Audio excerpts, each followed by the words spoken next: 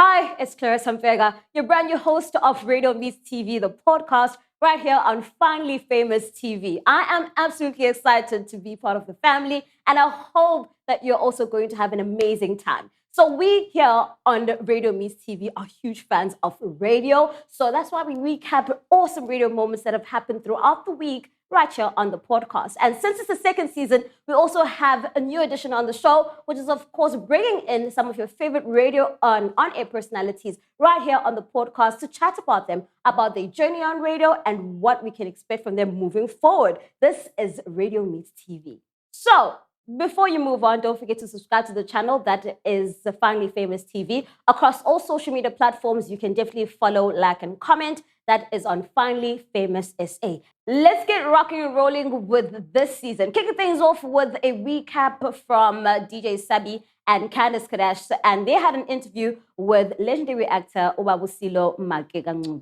One of the greatest advice that I received or got was from the late Sam Williams. And one thing that he said to me, he said that, son, you must remember one thing. A man in prayer never stumbles and falls. And it is such a very simple image, because when you are in prayer, you are kneeling down. And which means that when you are in a state of humility, there is no way that you can stumble. So, stay in prayer.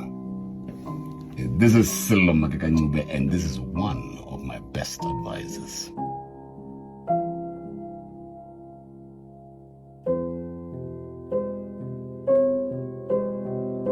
A man in prayer never stumbles and falls. Wise words from the late Sam Williams, actor, director to Usilo. That is on Metro FM weekdays 6 to 9 a.m. with DJ Sabi and Candice Kadash. That is Best Mornings. Moving along to YFM with Nina Brown on the way up. We are talking charging clients, especially for freelancers, especially for creatives. Reggie had something to say about his experience of charging his first client the money. How did you charge your first client? What was you thinking around costing you for your first client as well? At the time, it was just what I thought my, time and skills were worth. Mm-hmm. And yeah, it just happened. So because I started with YouTube intros, I had a price for YouTube intro and a YouTube video. And my first client, I actually told her what my rate was for a YouTube video, and she was like, because she has knowledge about how these things go. Yeah. She was like, don't be afraid to charge me. Like, let's do this. What amount did you give? I want to know the details now. So I had a price for like $450. Okay. To edit a YouTube video, and when she said that, I was like, okay. But I kept it in mind, let me not go too high. Mm-hmm. So I just said, okay, around like $650. And she's like, okay. And then she paid me to do a trial video, and yeah, we've been working together ever since. Lovely. Hi, bandle Saba, well, a client, don't be afraid to charge me. Because wow, where do you even get that? And also, Reggie, 450 Rand to edit a YouTube video. I mean, I think we need to have a chat with production, because Reggie, can you please edit our YouTube videos? That's a steal. That's a bargain, man. Come on. Our next clip features Paxton. She was on the Hit 30 on Good Hope FM, and she has something to say about her highly anticipated music.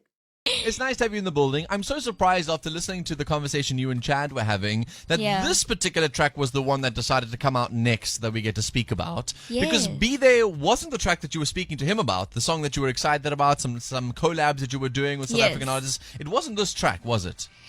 Actually, I teased the track, but I always knew that Be There was going to be. Next I can't leave all my cards on the table. Why not? There needs to be a bit of mystery. So you're playing with all of our minds? Just a little bit. There's no harm in that. Every artist that steps into this building, it seems to be the common narrative. It's like, there's an album coming. When? Oh, you'll have to wait and see. No. You don't even know when. But this time I have a date for you. The 27th of October. Look at that! It's the first artist that's given us a date! Woo! I'm so excited. So we officially get to talk about it. Tell me everything. What are we planning? What are we thinking? What's the vibe? Honestly, I'm just so grateful that I get to release another project. I mean, after COVID, I think all of us were just trying to find our place in the industry again, find our feet. And I've been working on this for a year now. Like, I've been sitting with this music, listening to it, and I was so tempted to leak it, guys. Like, I just wanted to leak every single song.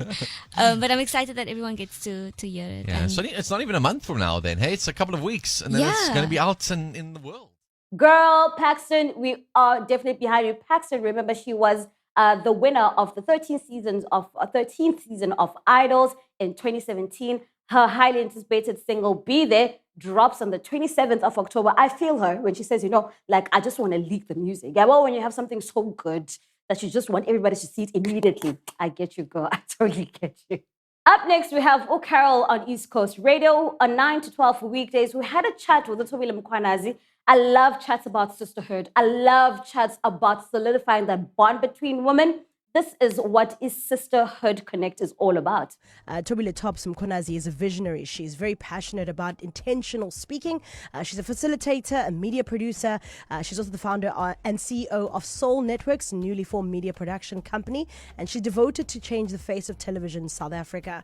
She spearheads an inspirational initiative and a powerful network that prides itself in essentially connecting and celebrating women. And she's here with us. Now, for someone who's never heard of Sisterhood Connect, what is it? And if you want to get involved, how does it work? Oh, absolutely. So it is a powerful initiative movement that currently lives on social media. You find us on Twitter. You also find us on Instagram. Essentially, it is an act of love through the empowerment and emancipation of women. We pride ourselves in connecting and celebrating women. And really with that in mind is to, on a daily basis, cultivate and really nourish and build the legacy and the advocacy of sisterhood. Sisterhood sounds almost like a very cliche word, almost feels like it's lost its meaning. But I think we've allowed it to lose its meaning. Sisterhood for me in many ways is a form of women empowerment. So through us celebrating women on a daily basis, through us connecting women to a bigger network of women, through the various inspirations that we shared, through the various conversations that we have, were always about sisterhood. And really that is women taking initiative to invest in themselves and to be a woman for other women. I think we don't have enough of that. And so that is the spirit that we are constantly cultivating within the Sisterhood Connect movement. Now, I've seen some of the posters and flyers about the Sisterhood Connect that's coming around, and I must say that there are absolutely phenomenal women that are part of the panel, so I cannot wait to witness that myself. Also, you can go and check them out on the socials as well. What is it all about? Let's move along to Ukhozi FM, Sundays 9 to 12 p.m. with Uzanele Mbogazi. Had Pastor Simbisa Zondo on the show. I hope you saw this. I hope you heard this. This is what happened.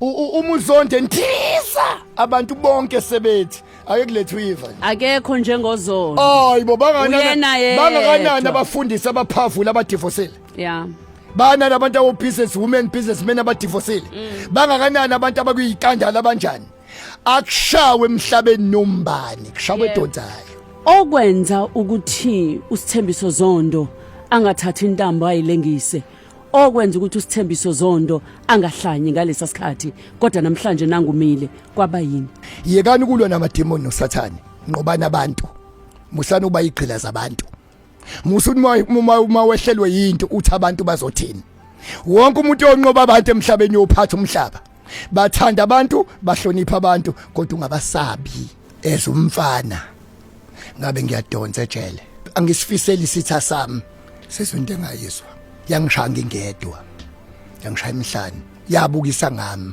banginemba lo wangishawa nginemba wangishaya angifuni ukukhuluma lento Bathanda abantu bahlonipha abantu kodwa ungabasabi. Words of Pastor Zondo on Ukhozi FM laphana, featured by Umamzanele Mbogazi. This happens after, in 2015, if you do remember, there was a unmentionable video that surfaced of him. So he's shown resilience throughout the years. and also still has a platform, and also just the resilience to keep going and not quitting and not stopping. Absolutely love that. Power to you. We're moving over to New York to Power 105 at the Breakfast Club, where they had a reaction to the recent reveal from Jada Smith that she's been separated from Will Smith since 2016. This is the Rumor Report. I mean, I guess we on the Breakfast Club. This is where the tea spills, right? Yes. Now, Jada Pinkett Smith reveals that she and Will Smith have been separated since 2016. There are so many surprising things in the book, but the thing that surprised me the most, that I actually had to reread it because I said, is this true? Right. Was that in 2016, you and Will decided that you were going to live completely separate lives. Yes. It was not a divorce on paper, right, but it was a divorce. So from the year 2016, which is 7 years ago now, yes, y'all have been apart. Yeah. I really want to know how Will Smith truly feels. Not what he says to the public, not what he says on social media. When he's with his therapist or when he's just alone in his thoughts, how does he feel about this? Because it feels like there's only one side, there's only one part of the relationship always being spoken about, and it's always coming from Miss Jada. And it never seems like it puts Will in a good light ever. Am I bugging with this? Yeah. Is it just me? No, it's not just you. But if they were separated since 2016, right? It's 2023. That don't mean I get what you saying. Tell me what you're saying. That means, you know, when she was allegedly with. Oh, I don't want to talk about that. Ain't nothing to do with me. That means that was fine because they were separate, right? I was thinking about something else. What was you thinking about? I was thinking about when him and Chris Rock got into their little incident. Because I know people will probably say, well, they were separated. He probably did that for no reason, but that don't mean that's still the mother of your children. This is still the mother of your children. That don't matter. Yeah. But I was just going to say, so no matter what she does on the side or what he does on the sides, they were separated, and you can't tell what their relationship is, right? Whatever makes them happy makes them happy. Wake that ass up early in the morning. The Breakfast Club. Well, with that news breaking out, there's a lot of people that do feel like the idea of this perfect black powerful family that are the Smiths or Jada keeps just giving us, it's not funny, and it just leaves everybody just a bit upset. But also, I mean, she has the freedom to share what she wants to share about her relationship. I do also remember that recently she did share that Tupac proposed marriage to her while he was incarcerated. So Jada Smith definitely has a lot to say to us almost all the time. And Mama, if it brings you any sort of, freedom or relief, then give us the news. Give us your life experiences. We'll soak it in. Let's bring it back to South Africa with the Breakfast Club on 947 with Anele. They have had everything to say about Dr. Matthew Lani. Let's see what they have to say. Like, where does one get in fact, this Matthew kid does have a degree, clearly, in Audacity. Because, Mike, no, guys, how do you wake up and decide you're going to fake being a doctor? Like, where do you start if you're going to fake being a doctor? Apparently, you start a disc game because a stethoscope is 80 rand. Anele and the club on 947. We have all reached a certain level of what the is going on in this here country. Last year in March, we were all engrossed in the Tinder swindler. Yes. Okay, which I'm not saying Simon Leviev was right, but at least he is just swindling people through love. This is dangerous because now you're pretending to be a doctor. I think being a doctor is a very serious thing, right? This man is administering vaccines. Oh, did he actually do that? A lot of people were saying, I got my vaccine from him. I got my vaccine. This is what I'm saying, that he is dangerous. And the type of content that he's putting on TikTok, like, it's dangerous. Have you listened to this one? Shingles are rash, so you will have a strip of blisters like that gentleman on your torso. Remember that when the shingles go, you can still have pain on the area where the shingle was, so that is called post-herpetic neuralgia. And then in terms of treatment, we can give you antiviral medication such as acyclovir, and then also some painkillers. I'm trying to think, if I had to fake some sort of qualification, which one would it be? I couldn't be an accountant. You guys would catch me out with the maths immediately. Yes. You know what I'm saying? Doctor, no. Pilot, no. Like, where does one get in fact, this Matthew kid does have a degree, clearly in Audacity. Because, Mike, no, guys, how do you wake up and decide you're going to fake being a doctor? Where do you start? What do you do? Anele and the club on 947. I just want to throw a question to you. How would you feel if you saw your brother just on social media as, I don't know, an engineer, a beautician, a mechanic? There's been a lot of speculation around the Dr. Matthew Lani situation, and I'll still call him doctor because he hasn't really come out. Like, I just need the story concluded. The Department of Health in Gauteng has said something. Wits University has had something to say. Cambridge has had something to say. Everybody has said everything about this young fellow, and I just need him to still just give us his side of the story. I still need it. I don't know. I feel like I'm in Angangani.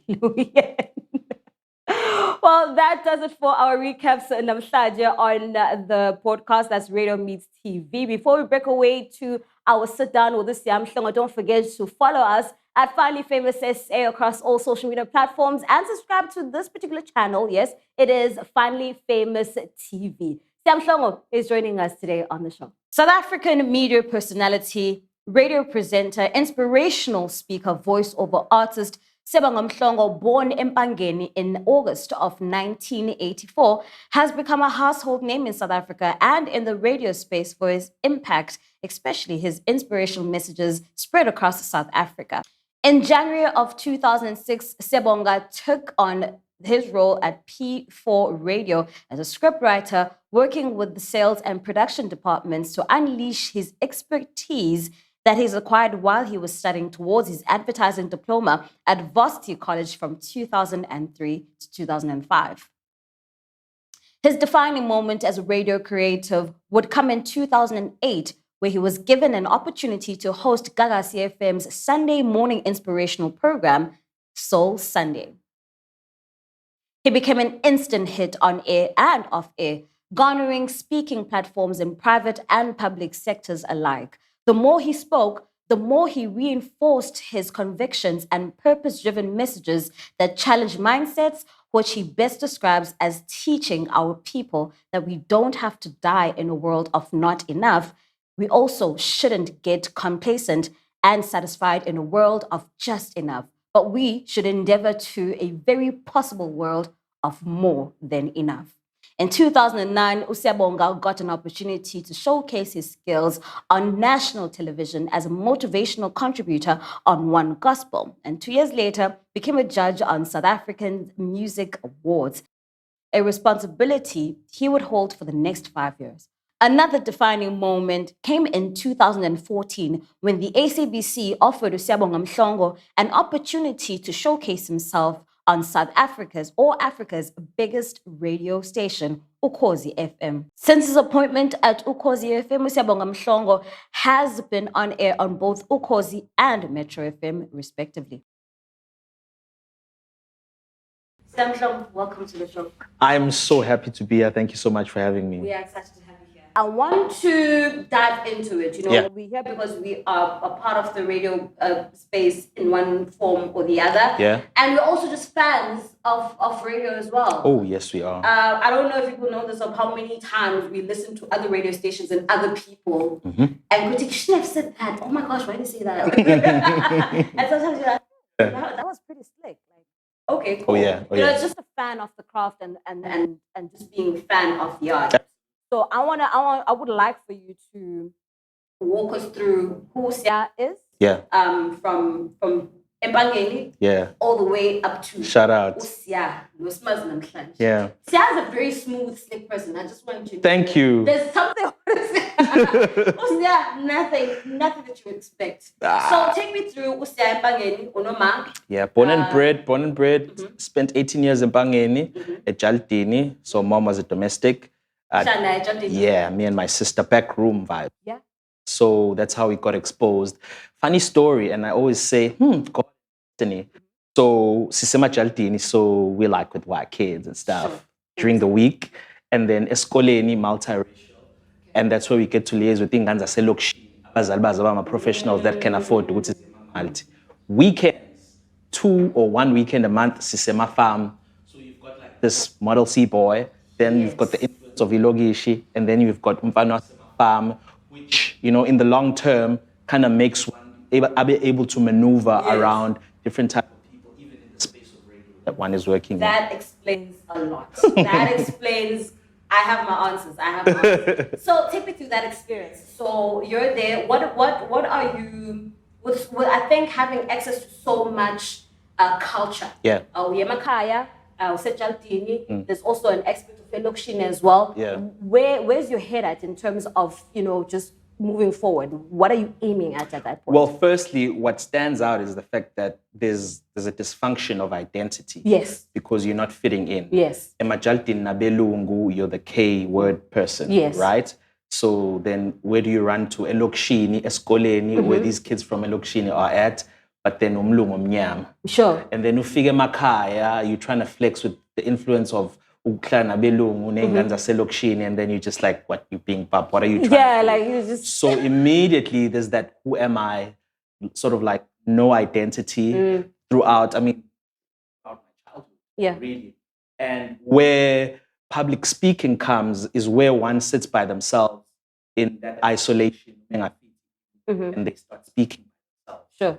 And kuluma, whether kuluma neindonga, no kuluma neihlahla sejaltini, or whatever it is, but that's where I am now starting to, without knowing, to build and train this gift of this destiny that will one day land me in public speaking. Sure. Radio is a strong aspect of that. Yeah. Take us through now the move of that life and that sort of, you know, conflict to getting out of that, let's say moving to eThekwini. So matric finished, and then I came to varsity. When I came to varsity, I did advertising. That's the degree that I did at Varsity College at the time. New place. Interestingly now, I'm in a colored community in Marion Ridge. So here's something else now. Like I'm always in spaces where I have to be different and fit in and try and adapt. So then I start hearing about, I'm a Toastmasters while I'm at varsity. These are like the public speaking motivational clubs. And Veled has something that after debating at school, I had taken an interest in. So then I start becoming a member of those kind of things. And I start realizing myself, and in terms of the command of language, especially the English language, I start realizing, we're not too bad. Sure. And obviously then in the space of what I had studied, which is advertising and being a creative, even with the writing, because copywriting is where I majored, that's where I started now. Thoughts, I start putting them in paper. So what I can speak, I read better. Sure. And then those go hand in hand. Fast forward, doing internship at an agency after, in my final year, that was called Experiential Learning. Flagship is doing a campaign for P4 Radio. As an intern, I'm part of that in a creative department. And then after that experiential learning is done, I had to do one more year. But while doing that year, I went to P4 and I was like, this campaign, I was part of that. Sure. And I decided that I didn't want to develop or work in a traditional advertising agency just because of how white and how that space has not been transformed. It would take me 20 years to get halfway on the come up of the hierarchy of a normal agency. Sure. And I didn't want that. And we didn't have the inspirations of abantu abamnyama who are in the industry to look up to.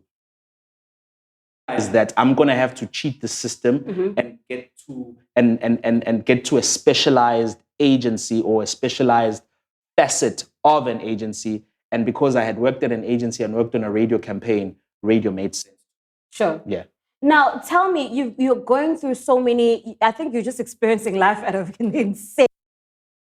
And so much difference. I couldn't from your upbringing to just find yourself as well as a young adult and get into the workspace. So now what's like the common denominator here? What is keeping you grounded? What feels familiar? What feels good and warm and comfortable? To be honest, just voices. Eloquent voices. Because even as a youngster, having an interest in sport, I would always imitate commentators. I would Not a ball. Yonkin. Like there is when the Springboks won the Tri Nation in '98. Yes, I remember that commentary from Grant Nisbet. You know, absolutely, you have no idea who that is. Yeah, but here it goes: Van der Verstegen and Hannibal. Oh, big gap, Peter Rousseau, a simple move, and they pick up the first points of the game.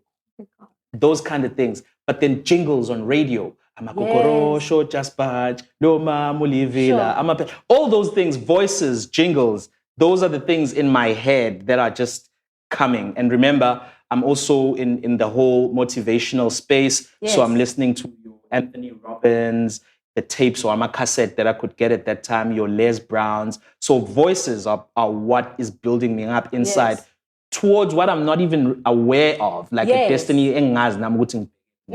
Yeah. Now, take me through your entrance into P4. Yeah. I remember the day that I walked in. So because ngang first after I'd finished studying and ngang and and I would get off at the Berea station and ngingene ngo street ngifaka ama CV Itolo and everywhere else. Just a job. Anything. At that point things were bad, like they were rough. Qualified, but there's no work. Sure. And a point and then Smith Street all the way down. And then Tata Stimela and go back. But I decided to segue this one day and I went to P4 radio. And because I was listening to P4, I would listen to Breakfast with the Girls at that time, which was Tiny Mongwe and Sexa at the time, she'd call herself that, and KG Mugeti, as well as Matumo Manaka was doing Uhambo, that's the drive. So I decided to go there and the lady at reception received me so well, and she was just like, you must try out. And I told her, this is what I've studied. And she called a guy by the name of Son Mohammed, who was the producer at the time. And he came through, he took me to the production studio, and he was like, look, right now, I can tell you now there's no money. But what I would like for you to work with me by writing copy for promos and adverts, because we struggle, we don't have someone like that. So I immediately started doing that. And I would hear on radio adverts and show promos that I had written, that I had conceptualized. And that was so exciting for me that I kept going like every other month and said, what's happening? And in the process, P4 is rebranding. And that's the time when Peter Paul decided to expand. And he brought in Fanny Titi from Tiso, brought in Murphy Morobe from Kagiso, and they became this huge battalion. Fetched Pearl Sokulu from Unilever, and they were starting to do this rebranding thing. And then me, it's an opportune time for them to say, but we do need someone on a full-time basis or at least a freelance basis who will take care of this. So I came in, became a freelance copywriter, script writer, working with the sales department, working with production, and that's how I got in. Look at that. Won't you look at that? That's how I got in. So we're progressing right now. Yeah. So right now, you're pretty much part of the sales team. You're part of the sales department, copywriting, you're scripting, my adverts, my promos, and all these things. Where now do we get you on air? So my mother always taught us, Uguti, the only way you can get a breakthrough if you want to force it after you have done everything else, Ugutu volunteer. Yabo? And so I would like, Alex, I was reading news whenever a newsreader was not around. I was doing sports on weekends whenever there was a sportscaster not around. So Brian Tabete was doing a show at Gagasi. The first season, the first 3 months, he did a show called The Weekend Groove, 2-6. And so, Yena Nomandla Ngobo had taken a liking for me and the spirit that I had and the passion. And so they kind of roped me in and they kind of mentored me. And he was like, Ozofundi Sportla. So I became an unofficial producer / sports guy for that weekend. So that's how I got it. So far, your life sounds extremely exciting. I'm saying exciting because there's just so much movement in your life. Like every step forward that you're taking, there's just more and more. Even though it didn't feel that way. Well, what did it feel like? Because you just want the breakthrough and it's not happening. You're doing a lot, but the breakthrough is not happening. What is your breakthrough at that point? So you independence, financing my life. Mhm. Because even though I was there as a freelancer, Mhm. I mean, I was earning a handful. Sure. You know, but I was happy to be part of everything. Sure. And I was marginalized because I was in spaces where I was an unofficial producer, unofficial sports guy. Your corner when is Lapan at production with Son, Mhm. and you go out with sales whenever they go and pitch and whatever, Mhm. and you write a brief and you come back and you create a campaign or Mhm. you translate a script into isiZulu and Mhm. you call your voice over artist database and they come through and they record and you coach them. That's where I met Felix, by the way, and a lot more other people, correct? But the excitement of show business that I see with colleagues there, Yes. I'm not experiencing it, but also primarily because I'm not able to finance my independence as much as I would. Yeah. I hear that. I Yeah. hear that. So now take me through now you going on air. Yeah. What's your aim here? What are you aiming to do with this now? Now you have an opportunity, you have a shot to be on air. For my show now. Yes, now for your show. Mhm. You've been with the sports. Yeah. So you've been there. Now it's like, okay, Siya on the show yakhe manje. All right. So Makosi Koza had been the first programs manager, Mhm. and then Patrick Bokhatso came through to be the second programs manager. And I had produced for a Sunday show for Mandla Ngobo. He left, Wayo Kozini. Spook Telezi came through. I trained him, worked together. He left, Wayo Kozini. Then 2008, when Spoo leaves, there's a vacancy. So I go and I motivate Makosi to say, can I get a shot? Sure. And then Makosi says, no, you're not cut out for radio. Mhm. Then, okay, cool. Is he giving you a reason why? He just, I guess, didn't believe, and I mean, I respect that fully. He just didn't see the spark. Mhm. Because also at the time, I was kind of timid. I didn't have, I didn't have a voice. Mhm. I didn't have the presence to say, Usiya, Sure. personality. I was just this nice boy running around, doing right by everyone and doing his job and going home. But then Patrick came through and he was like, you produced the show. I've heard some of your clips. I've put my head on the block. Pearl, the station manager, doesn't think you should as well, Mhm. but I'm backing you for 6 months. Go there. Don't be timid. Don't be apologetic. Don't be boring. Don't be religious. Don't be religious. Yeah. It's difficult because it's a gospel show, but I was asked to not be religious. And I actually have a question about that. Yeah. So 1st of June 2008, that's Yeah. when I did my first individual show on Kakasi FM. That was such an exciting moment. I remember because ngangihlala eMarandridge, ngigibela itaxi yokuqala yango-4. Yayiphuma on a Sunday, 4. I remember calling my mom and Oh, was Sempangeni at the time? yeah, I was Sempangeni at Yeah. Jaldini, Yeah. still working at Still. Jaldini. Yeah, she was still working at Jaldini at the time. and I was just like, this is actually happening. And she was like, she didn't sleep at Tandaza. And everything was coming back. Obviously, she's becoming emotional about raising us, the difficult time. And she understood more than me what that moment meant.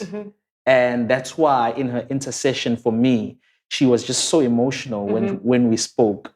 So yeah, I went in and I did that show. And I guess that's when everything started. Besides the fact that I had been on air for 2 years, Yes. but as a sports person. Yes. Yeah. It means something for it to be you. Correct. That's why I even remember the date. It was the 1st of June 2008. Yep. I don't think it's normal for people to actually forget their first Do you remember yours? Yes, I do. When was it? It was on the 25th of May, Yeah. 2010. Crazy. I think Crazy. so. It was, You've been at this, right? yeah. You've been at Since this. I was 18, but Yeah. So now I want to bring you back to now being an on-air personality and what it looks like today versus what it looked like Yeah. in 2006, 2008, 2010. How now are you creating Usiya, the brand? This is what Usiya is about. Emoyeni. Yeah. Sure. So, gosh, I have to go around to answer that question. So, P4 was very big on training, like on inculcating the radio ethics. And we had like consultants from America, Norway. The great Dan O'Day would Skype whenever we'd have those sessions. So everything was drilled, the whole radio ethos. Yeah, but It was drilled into us. So at that time, obviously, the voice was a thing, Sure. but it was slowly coming out. You and I could go on air with our voices, but we had to have a personality. We Yes. had to respect the clock. We had to inculcate all these other tools that make great radio, especially commercial radio, to really make sense to the listener. Yes. But I mean, there's been such an evolution to all those things: voice, talent, personality, all-roundedness in show business, meaning what else are you doing in radio? How's your social media presence? For me, because of my journey, and that's because I was a Christian guy and did gospel shows, you know, all of those things didn't really matter kakhulu because it was more of a calling. Yeah. Siya is catering for the speciality, Yes. yamakhola, or people that love gospel or Jesus. So I became comfortable with that. Kanti ngibhizi nami ngiyakhula as a radio person with my influence to the Yes. listeners, getting gigs and everything like that. And then you land in 2019 where Zandile says, you're doing 12 to 3. But it came at an opportune time because I had realized, Uguti, I needed something else. For years and years and years, I was vicariously doing radio, ANZO, Clarissa, doing radio, ANZO, Mzo, Sfiso, but I couldn't. I could only do it so much because I'm doing the speciality Sure. program. Suddenly in 2019, when we got this, now I could be vulnerable. Yes. Now I could show my human side. Because even though it was great, Uguti one was representing Uguti Uyikholwa on radio and influencing and motivating people and assisting them with whatever they're going through in life. But you are not showing certain sides of your life. And the radio that I had been trained in, like I said, does show vulnerability every now and then, does remind people that they're human beings, make them laugh, make them angry, get them Yes. confused, you invoke all of those emotions from a listener. You Yes. remind them, as Mark Gilman would say, that they are humans. Essentially, that's his radio philosophy. Finally, but also because of where I was in life, with everything else that was going on in my life, when I got that opportunity, then I could just let it all out. Sure. Then suddenly, zonke lezi zinto okukhuluma ngazo that create the brand started to matter even more. Sure. Uyabo? And that's when I had to learn from my co-host, Uselby, who at the time was going to LA for the BET Yes. Awards. And to me, I was like, oh, kwenziwa lezi zinto kanti, uyabo? And then I had to start becoming close and having conversations with people that I had been acquainted with in the radio space ever since. But now, sebekhuluma kumina into nami esengiqala ukuyenza. Yes. I have to be honest, till now, there is a part of me that is very stubborn about not letting out too much of myself. You will know what social media kakhulu. Yeah, you don't. And I get it. Yeah. Trust me, Yeah. I get it. But there's just those sacred things. And angazi kuzothatha ini ezodumisa ini engqondweni yami to realize ukuthi, dude, you could be making a whole lot more money. Sure. You could be influencing a whole lot more than you're doing. But yeah, I suppose gradually one is going to grow. Now, there's not a lot of people that swim around that space of radio where ukhuluma namakholwa. Yeah. There's honestly ababaningi abantu abakwenzayo lokho. And because of that, I would look at you as someone who has a very unique skill. Thank you. To be able to exist in that just pocket that's very specific. And I want to speak to you about how do you manage. I'm going to ask you this question. I think I know the answer, but Go I ahead. want you to answer this. Go ahead. And also for Umbugeli. How do you manage to do that without necessarily offending, without necessarily showing favoritism, without necessarily making umuntu feel like, this might not be my sort of church? I'm not saying because it's churchy, but where do you strike the balance? Where is that thing? What is that? That's actually a great question. I might have to lean forward for this one. You're right.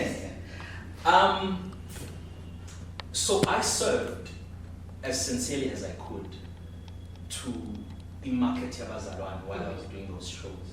And you'll notice till today, whatever program, whatever format, when a listener responds to me, they still say Siya. I feel like when I, in 2019, reintroduced or kind of showed this side of mine, a human being. I took labo bazalwane with me on a journey where they could reflect now to themselves. I was tired of pretense. I really was tired of, there's so much that I gained a lot. Listen, through gigging, through the programs that I was doing, I was gigging, and I remember over 4 years, I made R1 million. I made that million, I was able to buy the house. Are you still making that sort of money now? Oh no, it's unfortunately. Damn, but that just tells you it's calling my lap. I would MC and motivate in youth conferences and whatever. And I made R1 million, bought my house, deposit, transfer cost, all of that. That was great. So I gained a lot. I networked a lot. I mean, the TD Jakeses of this world, you name it. Just now I was emceeing Tasha Cobbs in Cape Town. So that there's still a ripple effect, but there's also a lot that I lost. In terms of relationships, relationships with a partner, with family, and all of that, because I dedicated so much time to this content. I would go to work, Mina, and prepare my script and compile my music. I would go to these conferences and spend the weekend. I had a family, I had partners. I'm giving you these examples because I was now vocal about all of this. I was kind of reflecting, Uguti, hey, in this Christian thing, this is the reality. There's been the good and there's been the bad. So while I do things like where I do a prank or a stunt, lying it namhlanje, lama rumors agcwele out there in society, imino zowaphendula, I'll tell you about that in detail more. And ekugcineni ngithi ngiyayiphuza red wine, which I really do, and people get offended. But there's a side of them that kind of accepts it because it comes with the honor to them. Like I say, I have served. Yeah. And me showing that human side means, guys, we need not be, I'm an apologist. God is God all by himself. We can only do our best. And I'm not sending people to go out there and sin, but I'm just saying I have frailties, I have limitations, I can also have outbursts, but I'll also be vulnerable and apologize about it. I can laugh at myself for the things that I do wrong. Sure. I'm a human being. Does that kind of answer you? It does answer me. It does. So that's how my kind of scope and my approach when dealing with this market has been. And this is why I struggled to be that guy again when I co-hosted with Utami on Soul Sunday. Sure. Because I was like, I don't know if I can be that person again. Yeah. Now, we're about to transition and move over. Yeah. But what else are you doing still? You're still with from P4, now you're Kakasi. Yeah. Now you're on air. Now you're developing this on-air personality as well, and you're growing and you're still learning. What else are you doing in this radio space? Sure. What didn't I do in the radio space? I've pretty much worked in all departments. But I tried always to continuously go and study. Sure. I would fail. Sometimes I'd drop out, but I would continuously try and do it like, nah, I'm still doing it. It's difficult because I have a life that has so many responsibilities, but I always try to develop myself because it's still a gig, and there's always someone better knocking behind you. And if it's not going to be studying, you need to be using the influence that you have because of the brand that you are to try and open other doors so that you can be self-sustaining during or after radio. Yeah. That's very, very important for us to have our own institutions, our own products, Azos Hambela. Otherwise, this legacy will be for nothing if we won't be able to feed our families, having done so well in radio. Abantu besikhuluma kanjalo masingena mabengena abantu kumafoya of those radio stations babona ubuso bethu kuthiwe this was the era kwakukhona Clarissa. So that has always been a drive, and I have to say it's been hard, but God has continuously been good. For sure. Yeah. Now you are yet again going through another transition. Yeah. Take us through your exit from Ekakasi and your foot into Ukhozi FM. Zandile Tembe was a programs manager at Ukhozi at the time, and she would listen to Command Your Day on Gagas, and she'd send a message.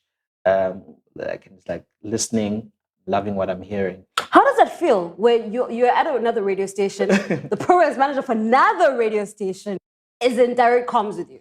So it was what I wanted to hear because I knew we were kicking ass on that show. Sure. That show was something that was new. Gospel content during the week. Yes. Gospel content during Zone. They had gone to a radio LA. And while Hot 97, we all love Hot 97, Angie Martinez and all of them. But before the breakfast show, he heard a show at 5 to 6 a.m. and or Steve Harvey, which was an inspirational show, came immediately implemented. And I was the guy that started that whole thing. Now, how many radio stations? Kai FM recently started just this Monday with Umapla. Metro started the season, and I'm still anchoring that. So I knew we had something great going. So a message like that was a huge confidence booster. Sure. But I had never thought I doubted at the time how fluent I'd be in the Zulu language. Yes. But yeah, after a few months, towards the end of that year, she was like, okay, let's start having conversations. We had conversations, but she said, I'm not taking a gospel presenter. I want a presenter because I see those qualities in you. And as I'd said before, because I had vicariously been a Fat Joe, a Chili M, and that was exciting with Nami to emerge as a normal presenter. Yeah, for mainstream. Now take me to 2019 because you keep bringing this up. Yeah, that was you pivotal. keep bringing 2019 That up. was huge. Take me through that. Take me through that space. What was happening in your head? How were you feeling? Okay, so it was a very hard time personally. I was going through the most. It was very hard. In fact, those 3 hours, Yetel to 3 Cafe, were my lifeline because of the kind of emotional pain that I was going through, the changes in my life. But I got to do the show with a friend. And that friend was trained where I was trained. So we had the same radio philosophy, the same radio ethos. But we were in a space la khona lezi zinto esasifundiswe zona nge-radio had not been tried ngaleyo ndlela. So we brought characters on a show. Uguti, you are this character, I'm this character, we are consistent with that, and we are just going to shock the listeners. Piksane moyen. Things like those had never been done in that space intentionally. Yes. You understand? So we were able to bring those tools. At first, the audience was shocked. But as shocked as they were, they kept coming. And the clientele kept coming. And in just 6 months, we did a turnaround, and that show was the most sold. It brought the most amount of revenue. And in those 2 years we did that show, it was able to just be for content as well as clientele. It was amazing. Yeah, it was amazing. What does it feel stepping into the building like Ukhozi FM and being part of an ensemble, and that has also existed in the past, that is absolutely legendary? There's a perception of making it in radio. I'll say this amongst I'll say about Bamnyama mostly. Uguti, Ukhozi, you are. This is it. This is it. You've summited Everest. Listen to me. 8,000 meters high. So for you, how do you feel to have literally gotten to that platform at that particular height? For honor, it was huge. But for the offering, I knew, Wuti, I'm not going to stay here forever. And a friend of mine who is in politics would often say, Lentole, he would say, notice, Wuti, and I'm not trying to be, this is a podcast, right? These are my views, not yours. When President Thabo Mbeki came into power, when he became president, you would notice, Wuti, he would, after Mandela, because he wanted to create his own legacy. So as much as I knew Uta was standing on the shoulders of Kanza, so when Imatang and OK Imasing, I knew Uta was bringing in something new. And Gizoma ngiti tegelele. Namanje, I still know Uguti, in as much as there are certain things I will do as fanelegile and jengomsakazo Ukhozi, but I still bring a different offering.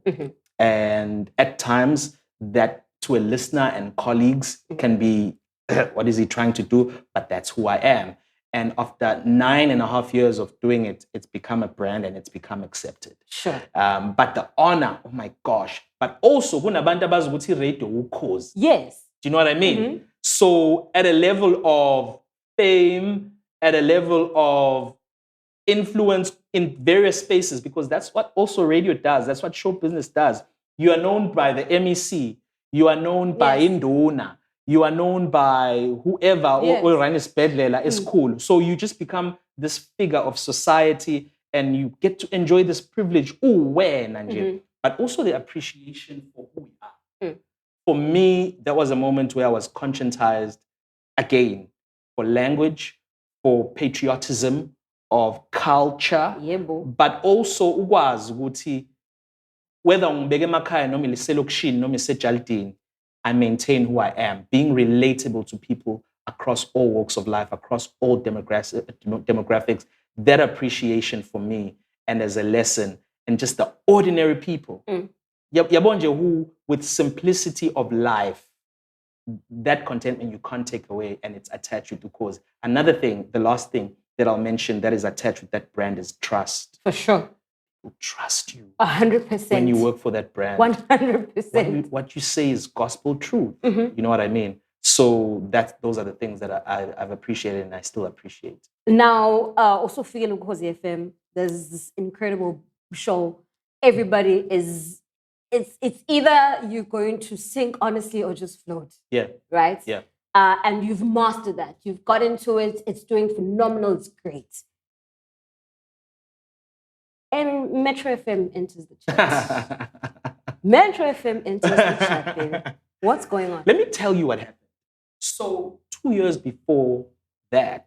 Not Metro FM pushing you while you still, come on, this can't be your life. Metro FM had a conversation with the programs manager and the station manager, and they wanted Salbi and I to go either to Metro. In fact, SABC, they wanted us to either go to Metro or 2000. Sure. He said, no, we have a plan for them. Yeah. And I understand. Yeah. I understand for vision. But we as born usubi front page, yes, Solezo Nelang on one Sunday morning, and you're like, baya we Metro FM, and you already know what aui. And this is Metro. Yeah. I mean, you say ultimate Everest, but Metro's on another level. Tell me, before these deals come through, is it already some like a destination that you're actually aiming for? From Ikakasi to Ukhozi, was it where you were looking at? From Ukhozi to Metro, was that also where you were aiming at, or are these opportunities that are availing themselves to you and they're just too good to say no to or to pass? For me to tick on the box of Metro somewhere in my career, it's there. It was definitely there. Sure. And I grew up when Metro was the personification of Black success. You know, when there was Abo, Glenn Lewis, Thabo Mokoele, Bertha Charuma, Ethel Nyembe, Chili M. It was like, okay, ngeke ngize ngifike lapha la olunye uhlobo lama celebrity secret la makuthiwa baseThekwini, you like, you know what I mean? Yes. So as a radio person, there was just the crispness and texture about Metro that attracted one as a radio presenter. So I definitely knew which one day I'd want to be there. Sure. Yeah. So when that opportunity came, they say no. Well, they never had the conversations with us. Yeah. You know, we heard about it when it had already been cancelled. Sure. But yeah, actually to know there was something like that that could have happened was another great confident booster. Listen, siyayidinga lezi zinto lezi ziyasikhuthaza endleleni, because along the way, while you're doing your radio show, the routine of your day, you can really get stuck into. Yes, it gets. I feel like I'm meandering. Yeah. Like a nomad going nowhere slowly. But then when you hear things like those are exciting. Sure. If you got the opportunity last year, you get a Metro, I'm doing drive. Izoti go do gospel.